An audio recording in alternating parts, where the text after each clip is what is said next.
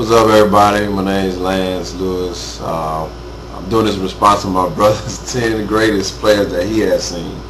Now, I'm going to give you my 10 greatest players that I have seen, but realize I have maybe a different definition of greatness.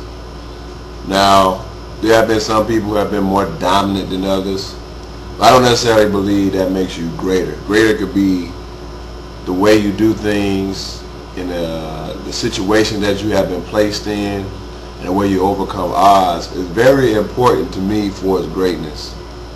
So when I think about that, I think about who rises to the occasions, who take over at certain times, and what feats have you accomplished, and what is the likelihood of somebody of your stature to do such a thing. I want to look at greatness. There are people who may have better stats than other people, but that don't mean they was great. I'll put it like this before I go into my list. Do y'all remember Randall Cunningham, a football player? He won an MVP with the Minnesota Vikings when he had Randy Moss, Chris Carter on his team.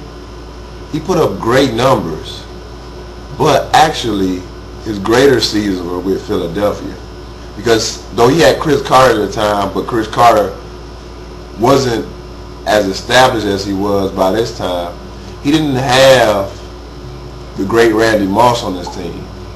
So his accomplishments were greater back then because it was more on him to do what he needed to do. And it was harder being a black quarterback at the time, being one that ran out the pocket, being one who still passed the ball very good. He never had as many yards as he did with Minnesota, but you could say them years was greater. He basically did what he should have did with such great talent around him.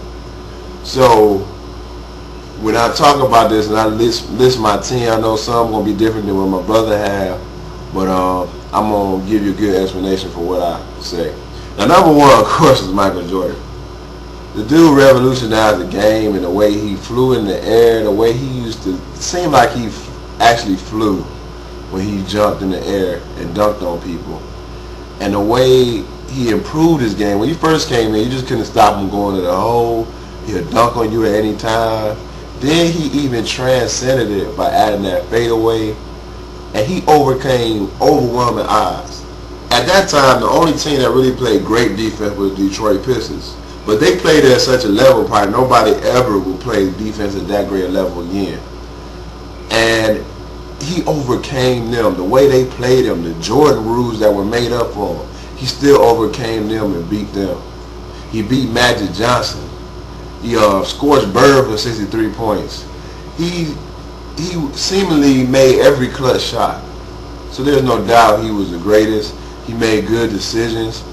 To me, he was the best help defender to ever play the game. One-on-one, he was good. Y'all don't think he was great because really he didn't have great counterparts at that time other than like Joe Dumars and Reggie Miller at the shooting guard position to guard. But he was one of the greatest help defenders I've ever seen. So all around, there's no doubt, with 6 championships, and he was the reason why they were so good. He had help with Scottie Pippen, but Michael Jordan, greatest of all time that I've seen. Number 2, of course, is my favorite player of all time. Well, maybe he's second now, but growing up, Magic Johnson. The dude could pass the ball.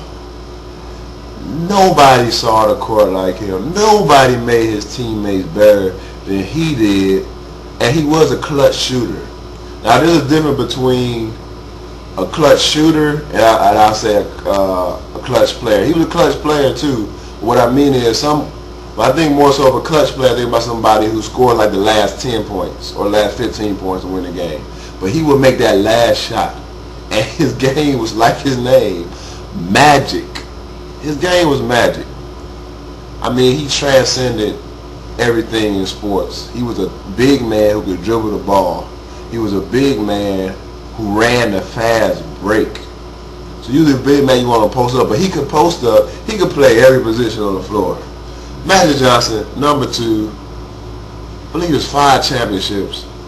There was no greater competitor than him.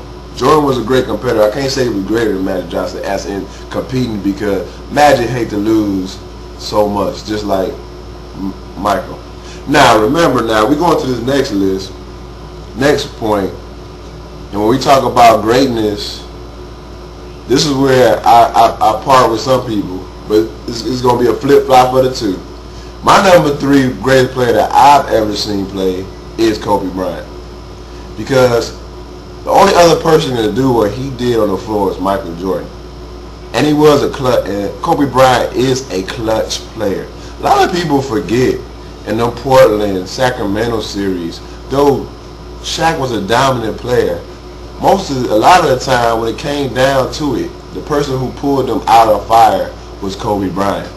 Against Indiana, which was a good team in the finals, when Shaq fouled out of the game, the person who pulled them out was Kobe Bryant in overtime. So Kobe has great clutch plays where I've seen him make shots. At times I just say, how can you make them shots in them pressure situations like that consistently? Now he misses sometimes, but everybody does. But the thing about it is that you can say what you want about Kobe, you can say what you want about Michael Jordan. The difference between the two is this. Michael Jordan just more consistently great than Kobe. Kobe at his greatest was just as great, if not better than Michael Jordan on certain nights. There's nothing you can say about that 81-point game, because when you watch it, they were all guarding him. His team was down by 19 points, and he caught fire. But that's not the only time he did something like that. He had an even greater game where he scored 63 points in 3 quarters. Michael Jordan could have did that. I don't know about that. That sound right, but is it right? Because if he could have did it, I think he would have did it before. And don't say, well, they're deep. No, they didn't play better defense back then. I'm sorry, I grew up during that time. A lot of people didn't play defense until the Pistons. Now, Pistons never let Jordan score 60-something points on them. So I know Kobe would score 60-something points on them either. But the point is that Kobe did that. And when you watch, especially against that Dallas team, when you watch the replays, they are guarding him, 3 people, and he's killing them. So he has championships to his name. He dunks on people almost worse than Jordan did. Jordan dunked on people too. But you got to watch some of them Kobe highlights. Kobe dunks on people. Now I'm going to let you know, against Boston, Boston played great defense. Great defense, and they were so hard and rugged. I'm going to let you know, though, if you realize it, you go back and look at it, Kobe played a lot more precise from the point where he messed up his pinky. You can't go in dunking all crazy like that. So I kind of wish, even though the reason why they actually ended up winning that USA basketball, he didn't play the best, but at the last game, it was him who pulled them out the fire again. Greatness we talking about.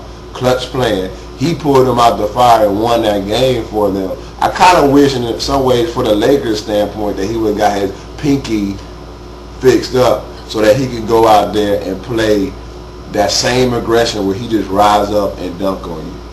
The greatness, the plays that he made is just out of this world. Just like Jordan. They both have made some out of this world plays.